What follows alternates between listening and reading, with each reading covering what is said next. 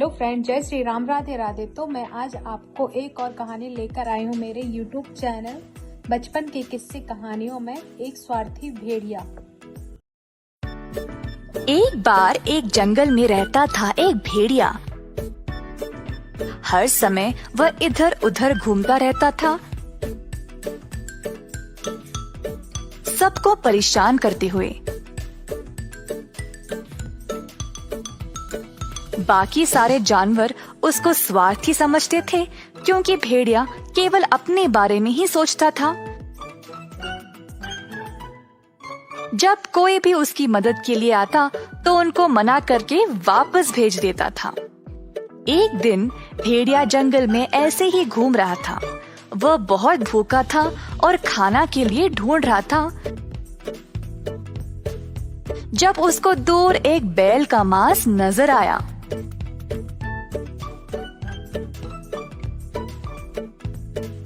भेड़िया ने देखा कि वहाँ पे कोई और था या नहीं, और जल्दी जल्दी मांस को खाने लगा। अचानक से उसने सोचा, अगर किसी और ने इसको देख लिया तो वे हिस्सा मांगने आ जाएंगे। जितनी जल्दी हो सके मुझे इसको पूरा खा लेना चाहिए। तो भेड़िया अब जल्दी से ठूस ठूस के खाने लगा। अचानक से एक बड़ी सी हड्डी उसके गले में फंस गई। भेड़िया जोर से खांसने लगा, पर हड्डी निकली ही नहीं। उसने ऊपर नीचे कूदा, जमीन पे लुढ़का, पर हड्डी निकली ही नहीं। जल्दी वह थक गया और उसकी सांस फूलने लगी। नदी की ओर दौड़ते गया और पानी भी पिया, और दर्द से तड़पने लगा, क्योंकि हड्डी गले से उतर भी नहीं रही थी। भेड़िया हार मानने ही वाला था जब उसने सोचा कि वह जंगल में दूसरे जानवरों के पास मदद मांगने जाएगा। पहले वो खरगोश के पास गया। हे खरगोश मेरे दोस्त, मेरी मदद करो। मेरे गले में हड्डी फंस गई है, कृपया क्या तुम इसको निकाल सकते हो? पता नहीं भेड़िया, मुझे आज बहुत काम है। और बिना परवाह किए खरगोश वहाँ से चला गया।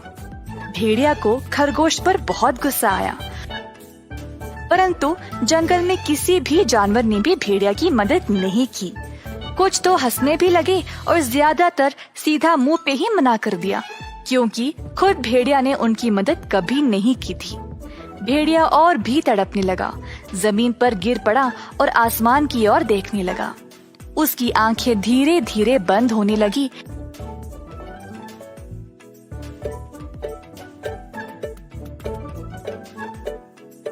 जब उसने एक सारस को उड़ते हुए देखा,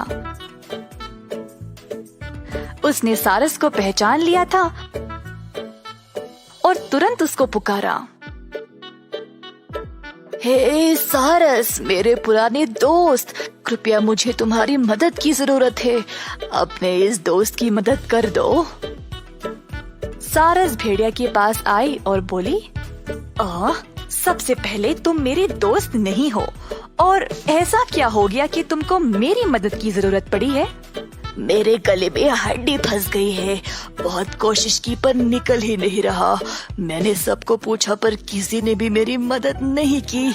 मेरी मदद करो, नहीं तो मैं मर जाऊंगा। तुम मेरे कुछ नहीं लगते हो, फिर भी मैं तुम्हारी मदद करूंगी। जी हाँ, कमाल है। चलो अब जल्दी से निकाल दो ताकि मैं अपने रास्ते निकल पड़ूं। ना, इतनी जल्दी नहीं। तुम्हें मुझे मेरी मदद के लिए इनाम देना पड़ेगा, नहीं तो ऐसे ही हड्डी के साथ रह सकते हो। अच्छा ठीक है, मैं तुमको इनाम दूंगा। अब इसको जल्दी बाहर निकालो। मुझसे वादा करो। हाँ, मैं वादा करता हूँ, सच में। भेड़िया ने अपना मुंह पूरा खोला और सारस ने आसानी से हड्डी को बाहर निकाल दिया। भेड़िया का गला आखिरकार खुल गया और वह फिर से आराम से सांस लेने लगा। भेड़िया खुशी से कूदने लगा और निकलने ही वाला था जब सारस उड़कर उसके आगे आ खड़ी। कहाँ जा रहे हो? मेरा इनाम कहाँ है? इनाम? कौन सा इनाम? तुमने वादा किया था कि तुम इनाम दोगे मेरी मदद के लिए। दो अभी।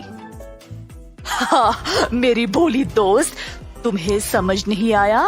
जब तुमने मेरे मुंह में झांका तब मैं तुम्हारी गर्दन को काट सकता था, पर मैंने तो ऐसा किया नहीं। तुम्हारी जान रखी है मैंने, यही तुम्हारा इनाम है। तुम एक दुष्ट जानवर हो, इसीलिए सब तुमसे नफरत करते हैं। तुम बूढ़े और अकेले मरोगे। मुझे तुमको ऐसे ही छोड़ना था दर्द में। मैं ही पागल थी जो तुम पे भरोसा किया। सारस गुस्से से उबलने लगी, उस पे वार करने ही वाली थी, पर भेड़िया हंसते हुए वहाँ से भाग निकला। फिर से वह एक स्वार्थी जानवर की तरह जीने लगा। सारस ने जंगल के सारे जानवरों को बताया कि उसने क्या किया था, तो सब ने भेड़िया को जंगल से निकालने का निर्णय लिया। पर भेड़िया गया ही नहीं, तो सब ने उसको अकेला ही छोड़ दिया और अंत में भेड़िया का कोई दोस्त नहीं रहा। इस कहानी से हमें ये सीख मिलती है कि मदद उसी की करो जो मदद के लायक हो। हेलो फ्रेंड्स, तो अगर आपको ये मेरी कहानी पसंद आई है तो आप मेरे चैनल को सब्सक्राइब करो, वीडियो को लाइक करो एंड शेयर करो। मिलती हूँ आपको एक और नई कहानी के साथ मेरी अगली कहानी में। Thank you for watching.